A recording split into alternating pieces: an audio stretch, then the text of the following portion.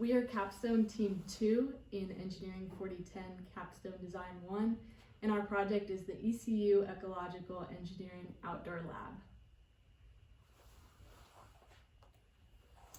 I'm Brooke Butler. I am a senior environmental engineering student.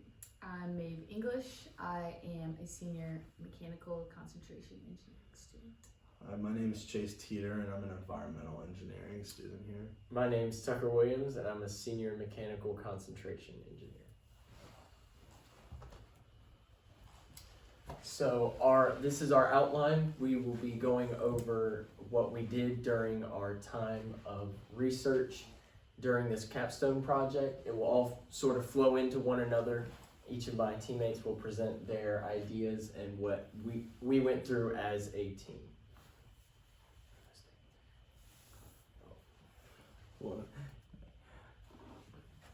So water is a necessity to crop growth. However, especially in eastern North Carolina, however, the water that goes into our fields in eastern North Carolina isn't always of the highest quality. Different contaminants cause crop yields to fail and impact the economy in a multitude of ways. It is important to research the effect of contaminants on crop growth, especially in eastern North Carolina, and the treatment of the water that will be leaving the system. This is the ECU Ecological Engineering Outdoor Lab. It was established in 2022. Its primary focus was to develop water treatment research. It is externally funded, and it is used by undergraduate research experiences under CURES. Its low maintenance over the years has led to disrepair. However, it has huge potential for future projects, especially incorporating IoT-based monitoring for the water quality and refocus on the effects of water quality on crop growth. So about the location, it is sponsored by the ECU Department of Engineering and the Center for Sustainable Energy and Environmental Engineering, or CSEEE. It is located on the West Research Campus, about 10 miles away from ECU main campus. The area is about half an acre large. This redesign of this ECU Ecological Engineering Lab will economically impact It will impact ECU economically by providing a space for agricultural research, drainage research, and opening grant opportunities into the area. So the first step in this project was to define the problem. And based on the current state of the outdoor lab, we defined the problem as the Ecological Engineering Outdoor Lab is in disrepair after being left unattended for those 2 years, and it's not configured for students to do any type of research on any aspect of agricultural drainage. And so that's the issue that our project seeks to solve. So after defining the problem, we took a trip out to the site and took some pictures and kind of assessed the current state of exactly what kind of state the outdoor lab is in. So as you can see from these pictures, there's pumping systems, there's wetland treatment cells, there's storage tanks, but a lot of these are they don't function properly, they're not organized correctly, the hoop house, for example, right here is not very well organized, and just there's a lot of things that aren't in good quality. So then we've also got some things that are still functionable, like there's a large assortment of tubs and storage tanks. There's, for example, this group of large storage tanks, some wetland cells that are still in good quality, and then we've also got a large lined freshwater pond that's connected via a pumping system into these large storage tanks, as you can see up here.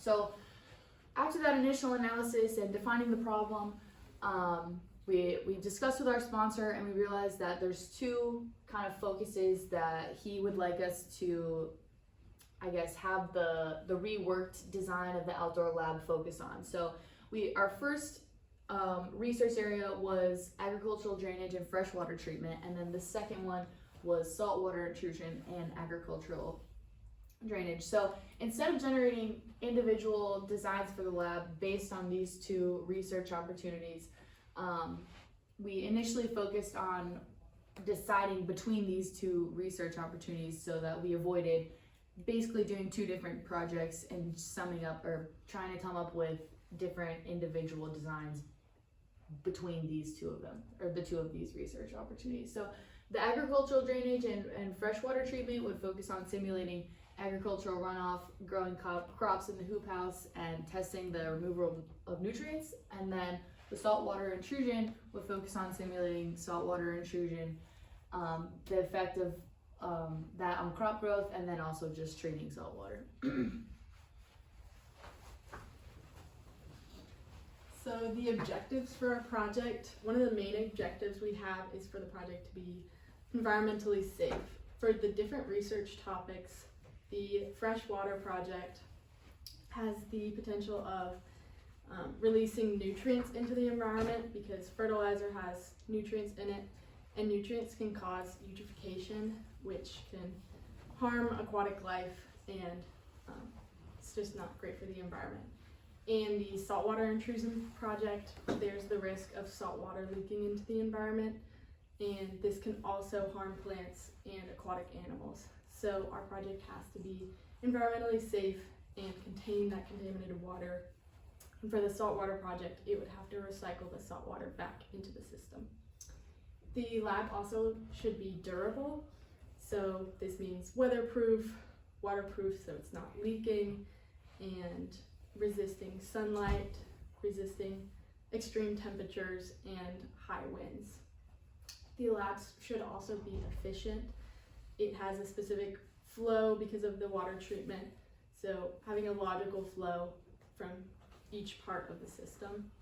And the lab should be easily maintained.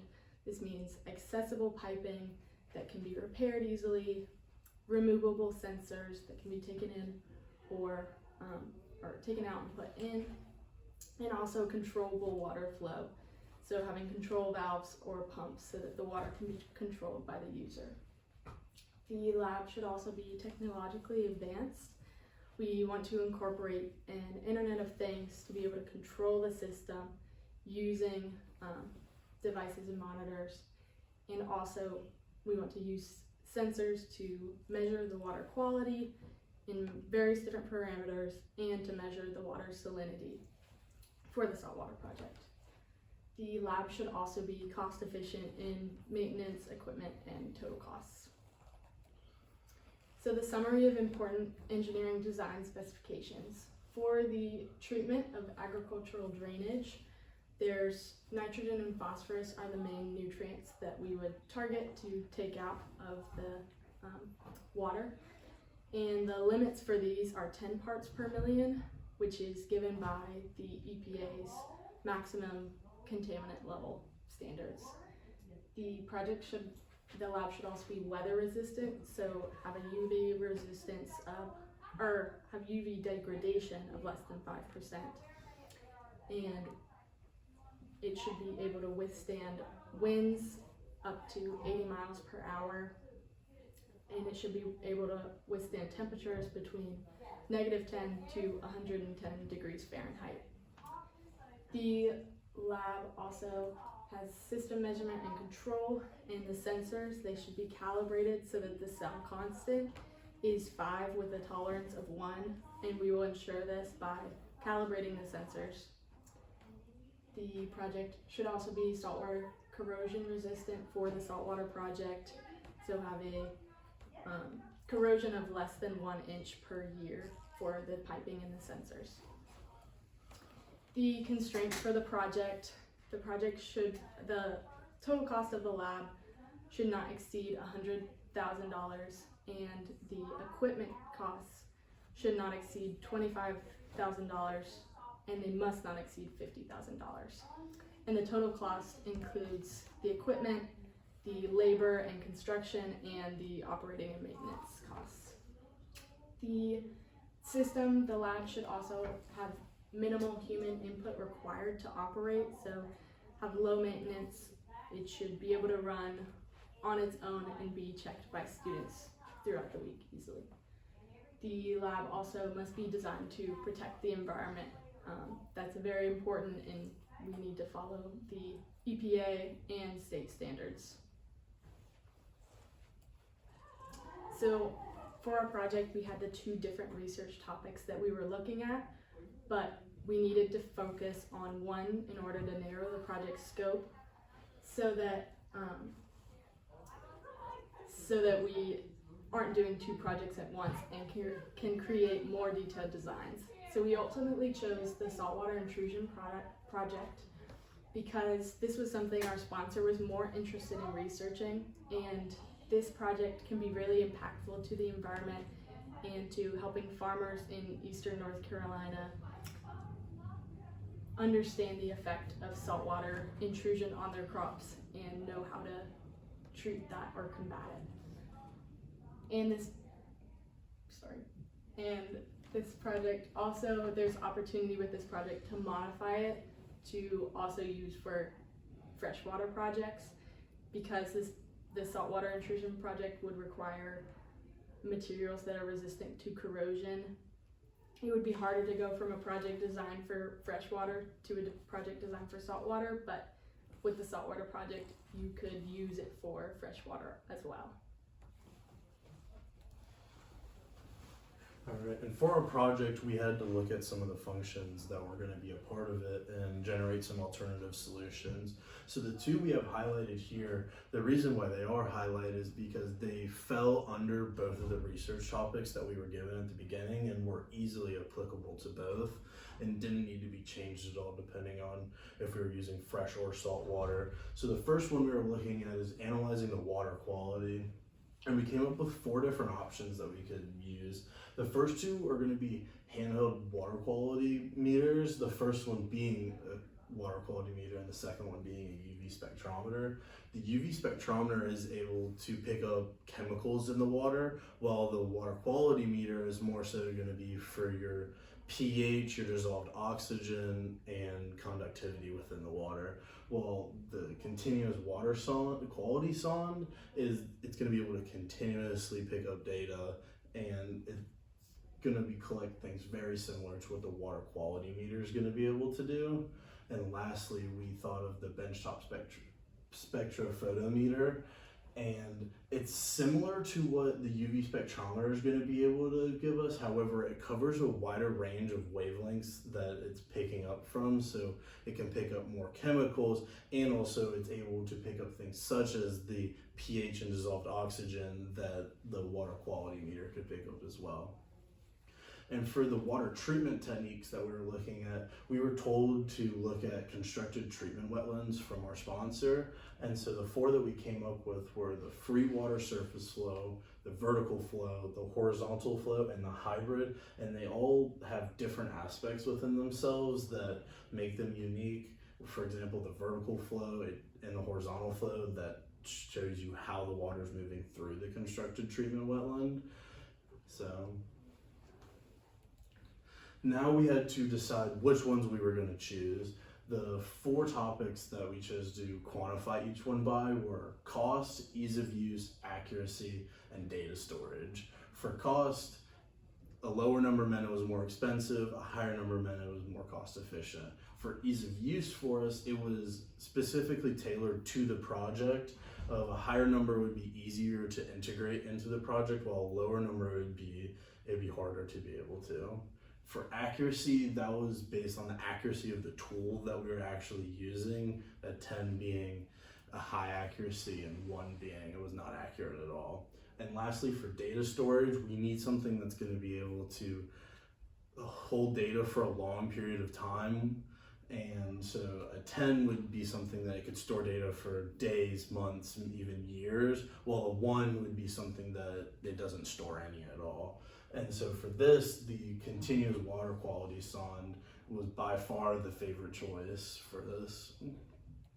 And now looking at the water treatment techniques, similar ones were cost and ease of use were very important to us, while also removal efficiency and water retention time, where the cost being the same as the last one, where we want something that is going to cost less for us.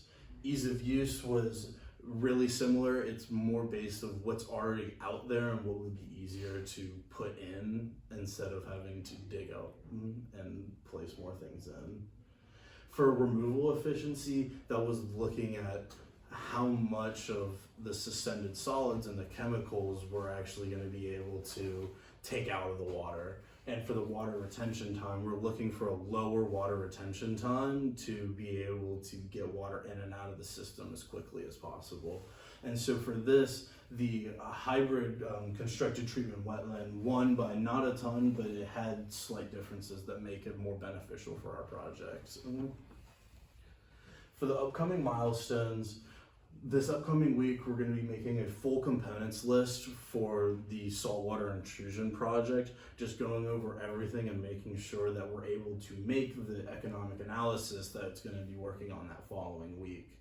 And then from there on, we're looking at the symposium near fall break. And first, we need the poster design, so because it takes about 2 weeks to print that, so we need to make sure we have time to have that printed before the symposium.